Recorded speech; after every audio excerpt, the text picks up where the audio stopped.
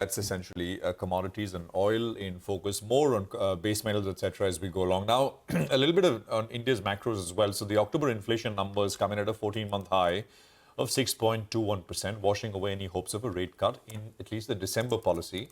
The industrial output for IIP for September is a little dated, has come in at 3.1, much better than the minus 0.1% in the previous month. Latha is here with the editor's lowdown. Latha, morning.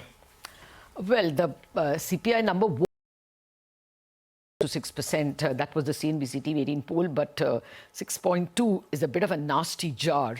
The prime culprit has been food. It's up. But before that, I just want to point out about the 6.21. It's coming about on a year ago number of 4.87. That's not all that low, you know. It's almost that in itself is not good. The prime engine, as I was saying, 10.87 rise in food, to which the contribution of vegetables was outsized at 42%.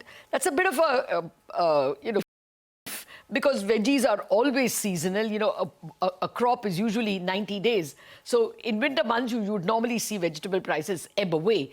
But I would worry that two other important elements, cereals, are up 1% on the month. I mean, haven't we been speaking of an extraordinary Kharif and a likely good Rabi? Should not that have been depressing cereal prices? There's something structural about it, and I remember speaking to Dr. Ramesh Chand about it. He said the way in which we are designing support prices, there's something structural about the rise in cereal prices. But don't worry about that. The FAO index is also rising globally for cereals. So just a little bit of a worry. Edible oils are higher because the duty got raised. That again contributed some 9%. All these are worrisome things. Now, the full year number, which stands at 4.5 for the Reserve Bank, will have to be increased because we've got outsized numbers in both September and October. So from 4.5, the Reserve Bank will have to up it to 4.8. Now, think of a monetary policy authority which has a over 6% number behind it. After all, their mandate is to keep it under 6%. You're above your mandate and you're going to raise the full year number. It's hardly a scenario where you can expect them to even talk dovish, forget about cutting rates anytime soon. In my mind, even February is a question mark. But let's wait and see. There's a lot of data from now to then. A word about the growth data. Industrial output number coming in at 3.1 is a relief after that horrible number we saw in August. There is a lot going for the September output. Remember, this is not demand number. This is actual output that industries generate. Now, what will you be doing in September? You will produce for Navratri and Diwali, and this time both fell in October. You had very good reasons to have a good number in September. I would think that given these circumstances, 3.1 is still an unimpressive number. It also had a low base advantage.